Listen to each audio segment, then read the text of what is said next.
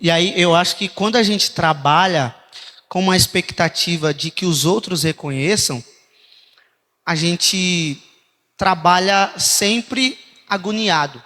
É como Marta. Marta está trabalhando, Lucas capítulo 10, e aí ela está fazendo as coisas para Jesus. E eu acredito que ela tenha a melhor das intenções. Servir Jesus, servir os discípulos que estavam lá também.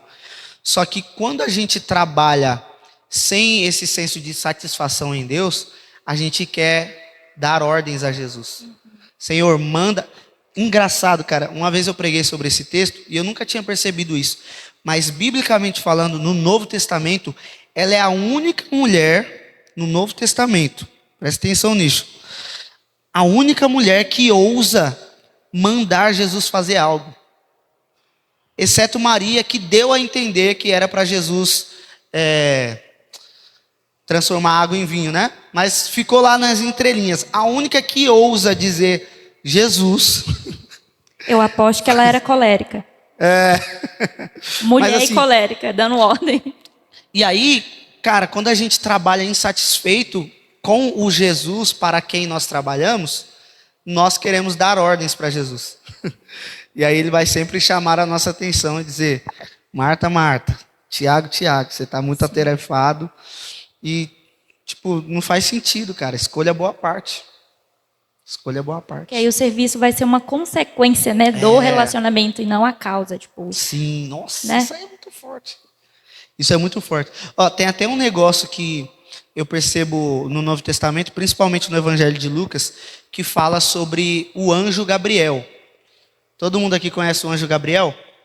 Basicamente, ele é um anjo enviado para transições. Então, quando Deus quer transicionar um tempo, como foi no caso de João Batista, com o nascimento por Isabel e também com o nascimento de Jesus, ele manda o anjo Gabriel. E aí quando o anjo Gabriel vai falar com Zacarias, em Lucas capítulo 1, a Bíblia diz que o anjo Gabriel dá um testemunho acerca de si mesmo. Ele fala: eu sou aquele que assiste diante do Senhor. Ou seja, ele está vendo algo em Deus, todos os dias. E cara, esse anjo só apareceu 2 vezes na Bíblia. Não há outros relatos desse anjo com o nome Gabriel. É um cara que está só assistindo, só esperando, só aguardando. Então, ele não está fazendo muitas coisas, mas ele está assistindo diante de Deus. Da mesma forma, eu acho que devia ser todo aquele cristão que quer verdadeiramente trabalhar com excelência para Jesus. Nós estamos assistindo Ele, nós estamos contemplando Ele. Enquanto nós estamos contemplando, nós somos transformados de glória em glória. E aí nós vivemos aquilo que Jesus disse: eu só faço aquilo que eu vejo meu Pai fazer.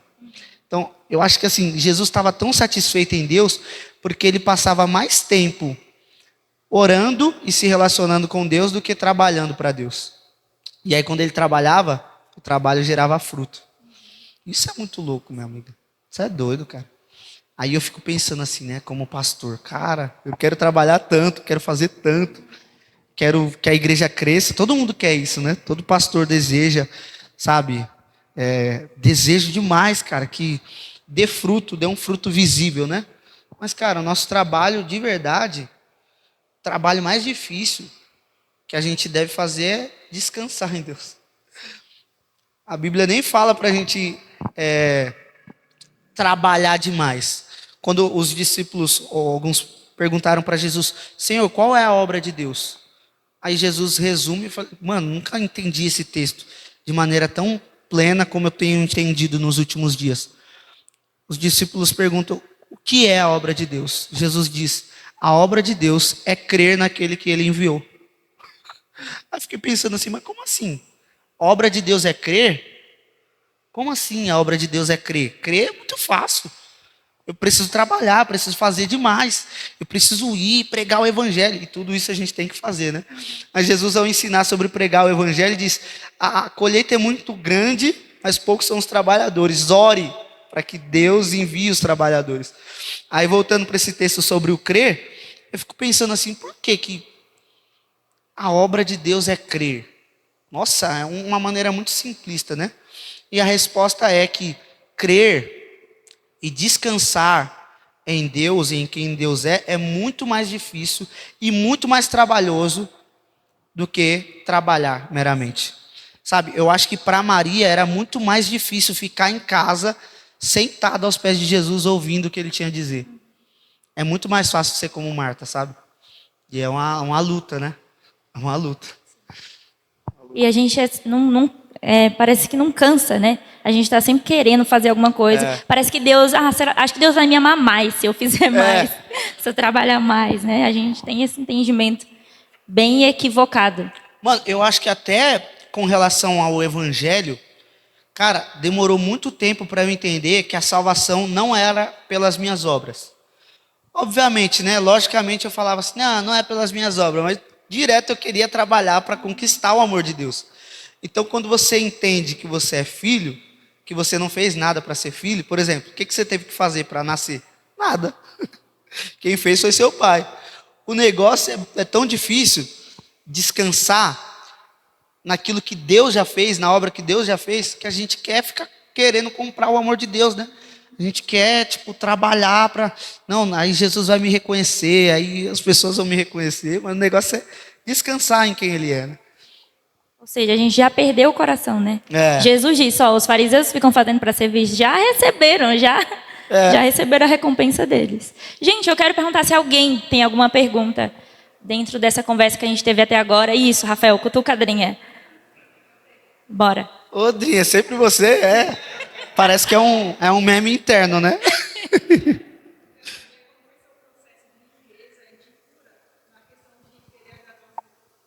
Uhum. Não, eu estou ainda nesse processo, né? Porque, como pastor, o Rodrigo e a Clévia sabem muito bem disso. Cara, a gente está muito preocupado com as pessoas. A gente está muito preocupado no que as pessoas vão achar, no que as pessoas vão pensar. E posso dizer que, cara, é um processo muito doloroso, é muito difícil. Mas, como Paulo disse, se eu fosse querer agradar os homens, eu não seria um pregador do evangelho. Porque, cara, direto você vai ter que desagradar as pessoas.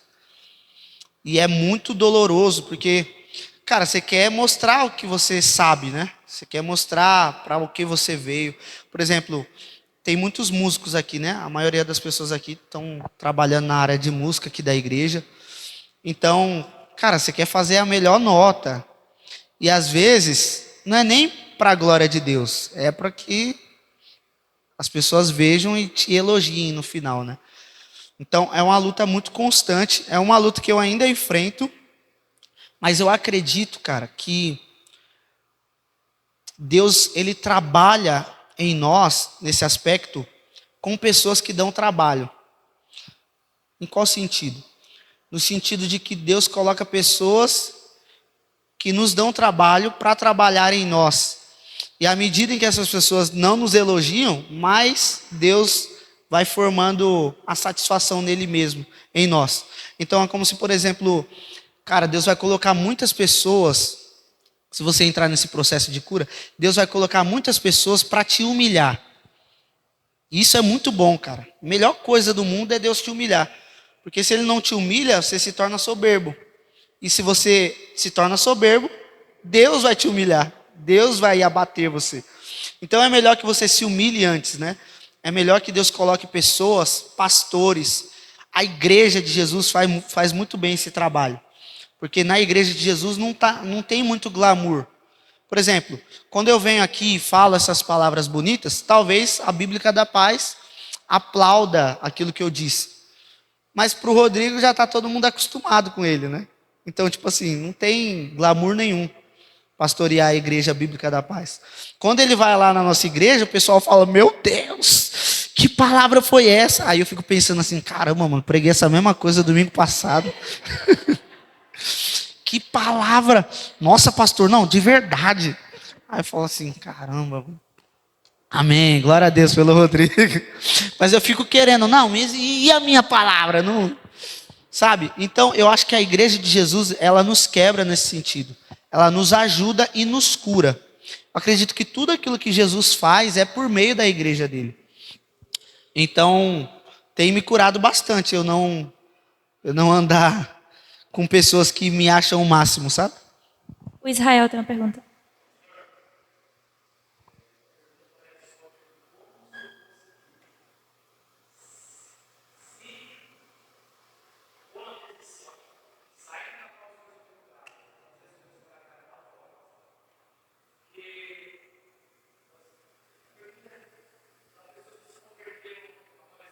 Aham, sim. É.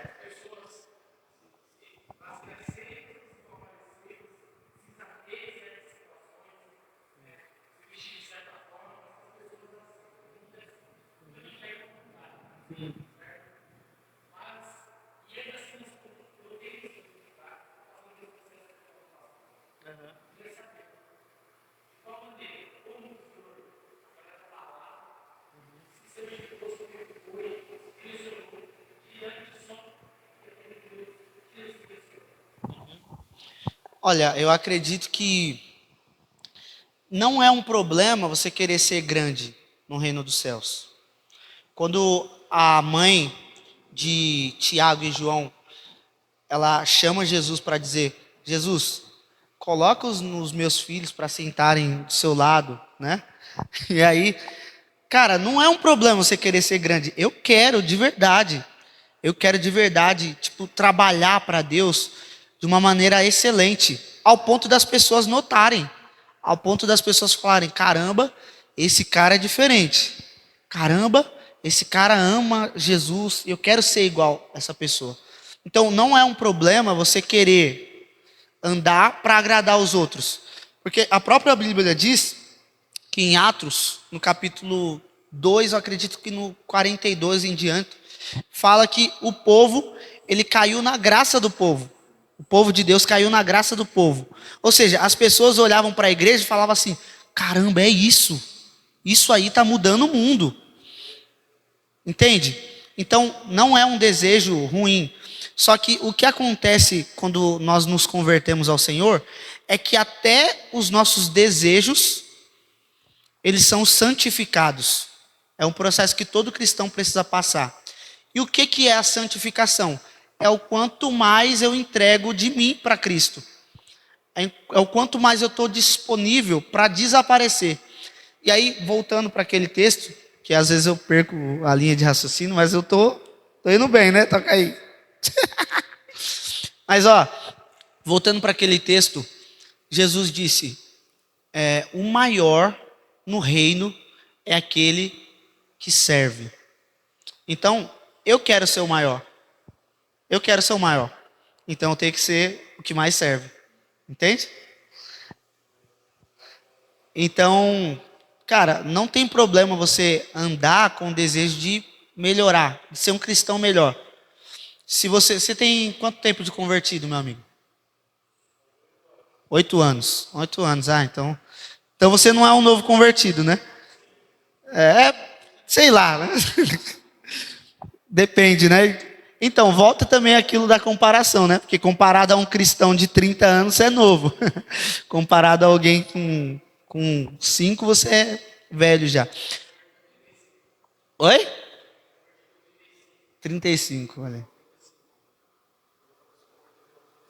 Ah, você se converteu em 95? Ah, com 35 anos. 2015, glória a Deus. Então, é um processo onde você vai sendo humilhado. E aí, a Bíblia até diz isso, cara.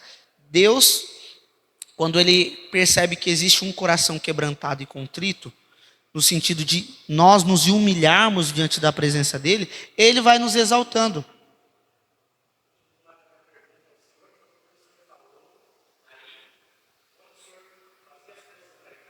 Uhum. Sim. Sim. Aham.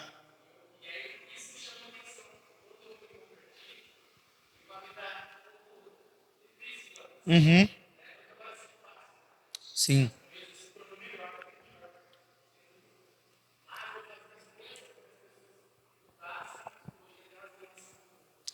Nossa.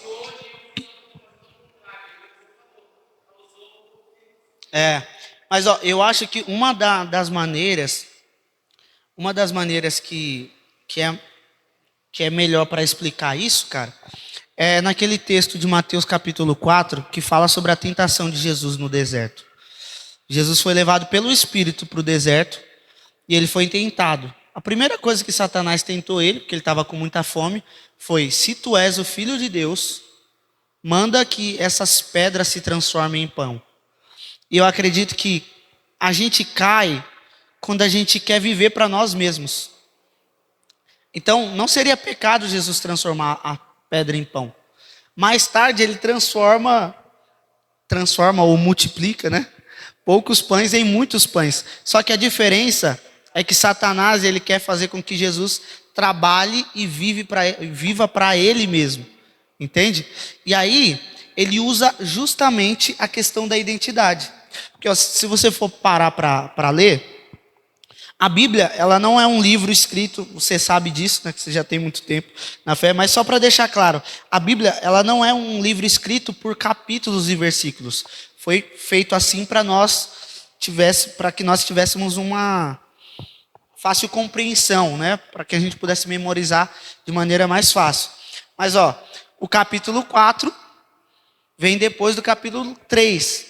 E o texto que fala sobre o capítulo 3 fala justamente que naquele momento, quando Jesus foi batizado por João Batista, que era a voz, a Bíblia diz que o céu se abriu e ele viu o Espírito de Deus descendo como pomba e pousando sobre ele. Então uma voz dos céus disse: este é o meu Filho amado, em quem me agrado, ou em quem tenho prazer.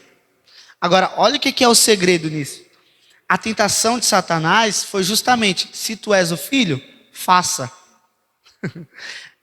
Então, Jesus, ele se baseou na voz do Pai dele e não na voz de Satanás. Você entende? Então, não importa o que Satanás ou os cristãos vão dizer ao meu respeito. O que importa é o que o meu Pai disse sobre mim. Você entendeu? Então, quando eu tenho a identidade firmada em Deus, eu entendo que eu não preciso provar nada para ninguém. E aí isso foi mudando a minha mente. Nesse sentido, eu entendi que eu já sou aprovado por Deus, por meio da graça, e então eu não preciso mais da aprovação dos outros. Entende? Basicamente, por exemplo, ô Cléber, fala aí fala um pregador que você admira muito, você gosta muito. Tanto faz homem ou mulher? Tanto faz homem ou mulher. A Val Gonçalves. A Val Gonçalves. E um homem, por exemplo? O meu marido. Que isso, varão? Aí sim, hein? Não, mas ele estava falando. Então. Um que não seja seu marido, que você já está acostumado com ele, né? Droga. O Luciano Subirá. Luciano Subirá. Tá. Imagina que você acabou de pregar, a Val e o Luciano Subirá estão sentados ali. Isso se eu tiver conseguido pregar. Primeiro, cara, que loucura. Mano, toda vez que eu venho aqui eu já fico meio nervoso. E eu sou meio expressivo, né? Então não tenho muita dificuldade em falar. Mas quando eu venho aqui eu fico meio nervoso, porque meu pastor tá lá, né? Depois ele falar na minha orelha. Falou heresia na minha igreja, você é louco, Joe. Mas assim, imagina que você está aqui pregando, você conseguiu pregar, já foi um milagre. Só que, né, você está nervosa, então provavelmente não vai sair muito bem. Mas aí no final da pregação, a Val e o Luciano Subirá te levam para um quartinho e falam assim: meu, que palavra. Cara, de verdade, nos últimos anos, foi uma das melhores pregações que eu já ouvi em toda a minha vida. Imagina se eu ouvir isso da Val e do Luciano Subirá. Aí você volta para cá, para a igreja, e uma irmãzinha que quase não vem para a igreja, fala assim: não gostei muito da palavra não. Com quem você fica? Não sei. Não, tipo assim, peraí, o Luciano Subirá me elogiou. Minha irmã, tá bom, minha irmã, Deus abençoe sua vida.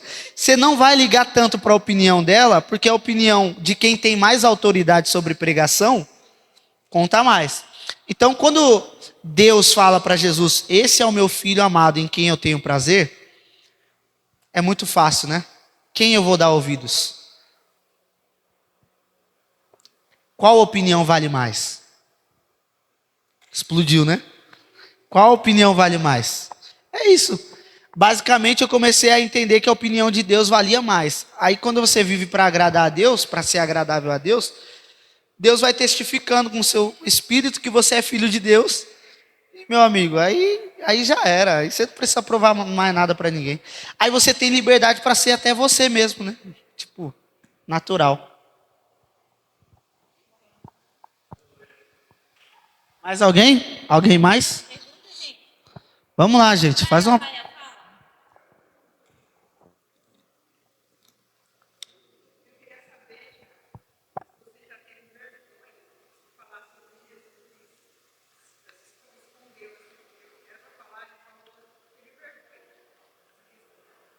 Já tive. Muita. Cara. Nossa, mas muita mesmo. Muita mesmo. Muita mesmo. Só que eu acredito que tenha sido porque eu não conhecia plenamente. Sabe? É óbvio que eu poderia suavizar o coração de muita gente aqui falando que é normal ter vergonha de falar sobre Jesus com as pessoas. Mas eu não quero suavizar o coração de vocês. Eu quero falar que, de verdade, se você tem vergonha ainda, é porque você ainda não conheceu plenamente. Mas eu já tive muita vergonha. As pessoas me chamavam para pregar na minha igreja, porque eu sempre fui um cara que gostei muito de ler a Bíblia, né? Então, volta e meia, nas conversas, no final do culto, as pessoas me perguntavam coisas sobre as Bíblias, e eu falava na lata. E eu gostava de decorar muito o versículo. E até me ajuda muito nas pregações, né? Então eu estou pregando, aí eu falo, referência. Até os caras falam assim, caramba, mano, você lembrou. Não estou no nível ainda do Silas Malafaia, mas eu vou chegar lá. O Silas Malafaia é bravo, né? Tipo, toda hora versículo. Mas me ajudou bastante. E as pessoas falavam assim, não, mano, por que você não prega? Por que você não fala de Jesus? E tal. E eu ficava... com muito medo, com muita insegurança, né, na verdade. Mas eu acredito que muitas vezes isso não é muito sobre Jesus, é uma coisa pessoal mesmo. Talvez você tenha uma timidez, não sei se é sobre você, tá? Estou respondendo para você, mas não sei se é sobre você. Mas talvez você tenha uma timidez que Deus quer tirar, cara, porque Deus não nos deu o espírito de medo, né? Mas o espírito de equilíbrio, um espírito de ousadia. Então, eu acredito que a gente tem muita vergonha de falar sobre aquilo que a gente não conhece. Eu mesmo fico, tipo assim, quando é um assunto que eu não domino, eu me calo. Então, se você assistir um filme muito legal, você vai querer falar sobre ele para as pessoas, né? Cara, você experimentou o evangelho. Paulo diz, ai de mim se eu não pregar o evangelho. Depois da revelação que ele teve, é impossível ele não pregar. Entende? É uma coisa que vaza. E aí você olha para os primeiros discípulos. Em Atos, no capítulo 4, se eu não me engano, no versículo 21. Tenta colocar aí, para ver se eu estou bom mesmo.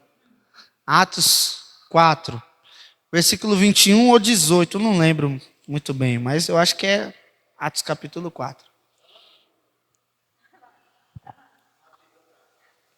Está na Bíblia. Volta. Um versículo.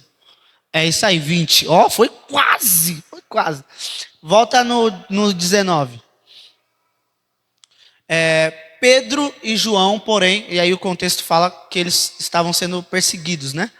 Então fizeram muitas ameaças para eles pararem de falar sobre o nome de Jesus. Olha a nossa luta, né? Hoje em dia a gente tem que convencer a igreja a falar sobre Jesus. Cara, em Atos, as pessoas, o mundo, Satanás, as potestades queriam convencer os discípulos a parar de falar de Jesus. Meu amigo. Posso falar em línguas aqui só um pouquinho? Aí então, chamando-os novamente, ordenaram-lhes que não falassem nem ensinassem em nome de Jesus. Pode passar. Pedro e João, porém, responderam, julguem os senhores mesmo se é justo aos olhos de Deus obedecerem aos senhores em vez de obedecerem a ele. Pois não podemos deixar de falar do que vimos e ouvimos. Então, a primeira coisa que precisa acontecer conosco como igreja é ver e ouvir. Então, eu vi a luz da glória de Deus na pessoa de Cristo. Então, não tem como mais deixar de falar sobre aquilo que vimos e sobre aquilo que ouvimos. E como que a gente faz isso? Cara, todos os dias, nos alimentando da palavra de Deus. Nós não vamos ver Jesus fisicamente. Eu, por exemplo, nunca tive uma experiência teofânica, né, de ver Jesus. Nunca vi. Cara, mas eu creio tanto que isso daqui é a verdade, que todo dia eu tô lá, me enchendo. E aí, como Jesus disse, a boca fala do que o coração tá cheio, parafraseando. Cara, se você tá cheio de Jesus, é impossível você ter medo de falar sobre ele. Porque através de você falando, cara, tipo, o próprio Espírito Santo vai confirmando aquilo, sabe? Então, eu já tive essa dificuldade, mas foi porque eu ainda não tinha visto e ainda não tinha ouvido. Mais Glória alguém? Glória a Deus.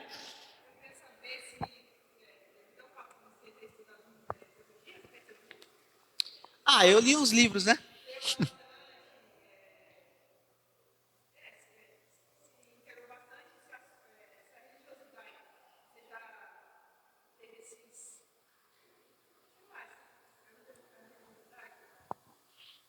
Se eu fiquei religioso, se eu fiquei muito religioso, fiquei. Nossa. Ainda sou.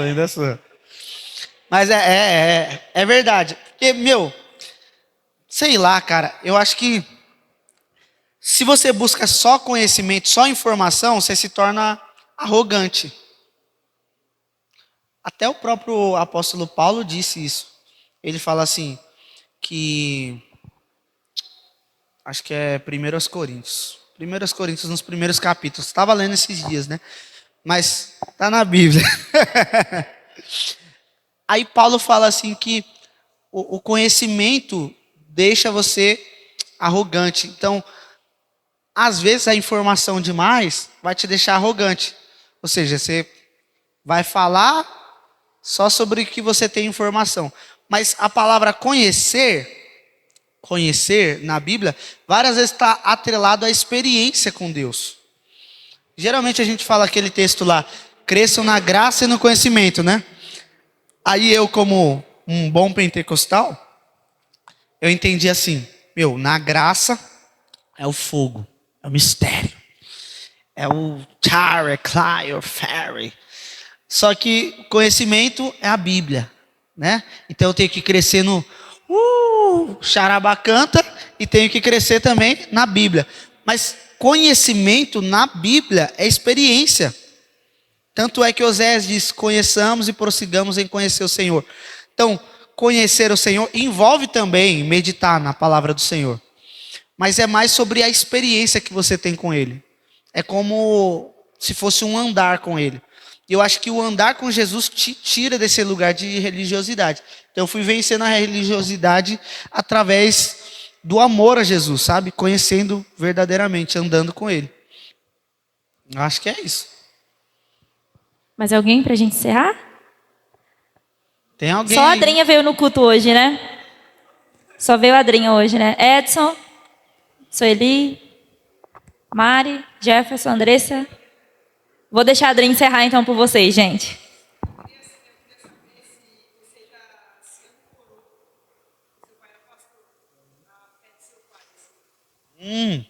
Nossa, o que mais aconteceu, né? O que mais aconteceu. Eu achava de verdade que, inconscientemente, né? Eu achava que filho de pastor era neto de Deus.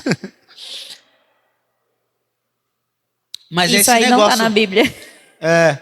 Mas é esse negócio. É esse negócio de terceirizar o relacionamento também. Sabe, cara? É muito fácil terceirizar o relacionamento com Deus. Mas Ele precisa se mostrar para você como um pai de verdade. Sabe? Alguém que você pode clamar. Paulo diz, o Espírito testifica com o nosso Espírito de que somos filhos de Deus. E é por esse mesmo Espírito que clamamos Abba, Pai. É engraçado, né? Que ele usa Abba, pai. Abba significa pai.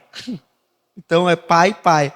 Então ele está falando para gregos, romanos e para judeus também, de alguma certa forma, né? Então, tipo assim, o Espírito de Deus testifica e por esse Espírito nós clamamos, nós podemos nos comunicar com esse pai.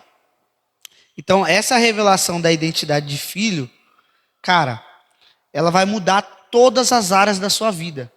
Todas as áreas da sua vida. E aí, quando eu tive a revelação de que Deus era o meu pai, e eu não precisava mais me ancorar no relacionamento que o meu pai tinha com o meu pai, porque não existe mais esse negócio de tipo, ai, Deus fala só com ele. Sabe? Isso que eu acho muito louco do evangelho, cara. Tipo assim, biblicamente falando, Deus pode falar tanto comigo quanto com qualquer membro da minha igreja, cara. Então eu não sou a voz de autoridade. A voz de autoridade é a palavra de Deus. Então eu sempre recomendo às pessoas, cara, tenha as suas próprias experiências com Deus. Viva você mesmo o evangelho. Provai e vede que o Senhor é bom. Você precisa provar. Você precisa provar. Não é o outro. Meu pai já tinha provado. Eu precisava provar. Só que assim, eu tive essa revelação enquanto meu pai estava vivo ainda. Só que eu precisava ainda do meu pai para algumas coisas. Depois que meu pai morreu, mano, parece que foi um negócio louco. Foi igual Isaías capítulo 6, que diz que no ano que morreu o rei Uzias, que no caso era o tio de Isaías, ele viu o Senhor. Então, cara, no ano que meu pai morreu, parece que essa revelação virou a minha âncora. Virou tudo para mim. Eu me lembro que depois que meu pai faleceu, em 2021, eu estava no quarto, eu estava muito triste, cara, porque meu pai morreu com 45 anos. E eu falei, caramba, meu pai não vai ver meus netos, meu pai não vai ver meus filhos, os netos dele. Meu pai não vai ver o que a igreja vai se tornar. Tudo que ele plantou vai ser, tipo, jogado, né? E aí, tipo assim, a gente nem sabia se a gente ia continuar com a igreja ou não. E pode parecer muito assustador, né? Mas foi uma das poucas vezes em que eu ouvi a voz de Deus quase que audível. Sabe, eu não tive dúvidas de que era a voz de Deus, cara. Eu tomo muito cuidado para falar sobre isso, porque nem todo mundo vai ter esse tipo de experiência. Mas era uma coisa que eu precisava. Eu estava meio que acordado, meio que dormindo, sabe? Sabe quando você está acordando, mas você ainda está meio... começa a responder as coisas, tipo, banalmente. E aí eu estava acordando, eu estava muito triste. Acho que eu tinha dormido de tristeza, no caso. Aí eu acordei, cara. E aí eu ouvi uma voz falando assim, eu sou o seu pai. Eu sou tudo aquilo que você precisa. E era uma voz diferente da voz do meu pai. Aí eu falei, cara, que é isso, mano? E eu comecei a chorar. Eu fiquei louco. E eu fiquei pensando assim, mano, não vou ter mais meu pai, né? Porque de uma forma ou outra eu sabia, cara, um dia eu vou me tornar um pastor. E eu até queria, mas não queria ser igual ao meu pai. Eu falava, meu pai é muito louco, mano. Meu pai é neopentecostal, não quero ser igual a ele, não. Mas assim, ele me falou, o Senhor me falou, eu sou o seu pai. E eu pensava assim, cara, quando eu for me tornar um pastor, mano, meu pai vai me ensinar tudo que eu precisar, ele vai estar aqui para me auxiliar. Aí Deus tirou a minha muleta, né, no caso. Deus tirou minha muleta. E aí no ano que morreu o meu pai, eu vi o Senhor, eu já tinha uma revelação, já estava pregando na igreja, já evangelizava, eu dava aula em escola bíblica dominical lá na nossa igreja, tipo, já comecei a tipo gravar vídeo falando de Jesus para as pessoas. E estava completamente apaixonado por Jesus. Só que Isaías já era um profeta no capítulo 1, né? Já parou para pensar nisso? Mas a partir do capítulo 6, no ano que ele viu o Senhor assentado num alto e sublime trono, aí as coisas mudaram, cara. As coisas mudaram. Então eu me ancorava muito na revelação que meu pai tinha, mas quando eu tive a revelação pessoal de que ele era o meu pai, aí, meu amigo, nada me faltou. O Senhor foi o meu pastor. Amém. Para encerrar, Tiago, eu queria que, dentro de tudo isso que a gente falou, que você deixasse algo final para a galera aí, um conselho dentro de tudo isso que a gente falou, sobre identidade, sobre o que a Bíblia nos ensina, um conselho para eles, e aí você finaliza com uma oração, por Amém. favor. Tô sem voz aqui.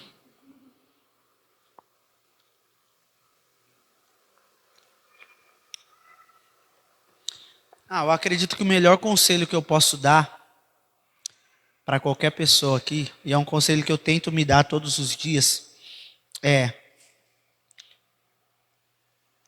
ame ao Senhor de todo o seu coração. Eu acredito que, cara, eu nasci para isso. E todos nós nascemos para isso. De verdade, gente. Ame ao Senhor com todo o seu coração, com todo o seu entendimento, com toda a sua força. E Ele vai te mostrar para o que Ele te chamou. Ele vai se revelar para você. Ele vai mudar a sua vida, vai transformar a sua história. Por mais que você já seja um cristão há muito tempo. Tem gente aqui que está me ouvindo que, cara, tem pessoas aqui que conhecem mais de Bíblia do que eu. Mas, cara, de verdade, procure conhecer o Senhor. A resposta da nossa identidade não está em nós mesmos. Então, mentiram para nós quando disseram que as respostas estão em nós. Colossenses diz: agora a sua identidade está escondida com Cristo. Meu amigo. Então, tipo assim, eu não estou procurando a minha identidade, eu estou procurando Cristo. E como consequência, eu encontro a minha identidade. Então, ame ao Senhor. Se você amar o Senhor, você vai buscá-lo de todo o coração. E a Bíblia promete, cara, eu acredito que isso é muito real, cara. Esse ano eu falei assim, eu já conheço a Deus, mas eu falei para Deus assim: Senhor, esse ano eu quero te ver. Eu quero muito, mas muito mesmo te amar com tudo que eu tenho, Senhor. E amar também envolve fazer coisas para Deus, sabe? Vai envolver coisas que você não está afim de fazer. Mas, cara, ame ao Senhor. Ame ao Senhor. Ame ao Senhor, ame ao Senhor. E Ele vai transformar todas as outras coisas em perda. Ele vai transformar a sua timidez em perda. Você não vai mais nem... Ixi, mano, tô nem aí, cara. Eu só quero falar de Jesus. Só quero fazer Ele conhecido, sabe? Então, se você verdadeiramente amar o Senhor,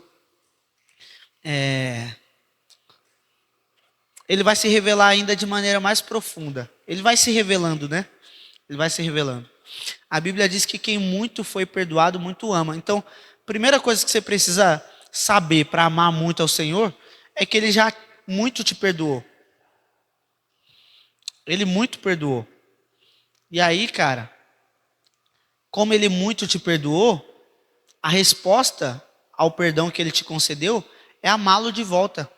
Nós só conseguimos amá-lo porque Ele nos amou primeiro. Então, quando eu respondo ao amor de Deus, eu amo de volta, tanto mais Ele vai se revelando a mim. Tem uma coisa, cara, que é muito forte. Tem uma coisa que é muito forte. A Bíblia diz que Enoque andou com Deus. E eu estava pensando muito sobre o ministério de Enoque. Cara, o cara teve um ministério de versículos. Só existem 2 textos na Bíblia que falam sobre Enoque. Judas faz referência ao livro de Enoque, que é um livro apócrifo, que não foi Enoque que escreveu. Mas só Hebreus e Gênesis falam sobre Enoque. Hebreus fala que Enoque era um dos heróis da fé. O que ele fez? Ele andou com Deus. Aí Gênesis diz que Enoque andou com Deus e ele não era, ou ele não fora achado, ou ele fora arrebatado. Mas eu gosto dessa tradução. E ele não era, ele já não era. Cara, imagina você andar tanto com Deus que as pessoas na rua te confundirem com Ele. É isso que eu quero. Tipo assim, cara, Eu quero que as pessoas olhem para mim e elas falam assim, cara, eu não sei quem é esse cara, mano. Mas pelo que eu sei de Jesus, esse cara se parece muito com Jesus. Aí você olha para o texto que Paulo fala em Gálatas, já não sou mais eu quem vivo, mas Cristo vive em mim.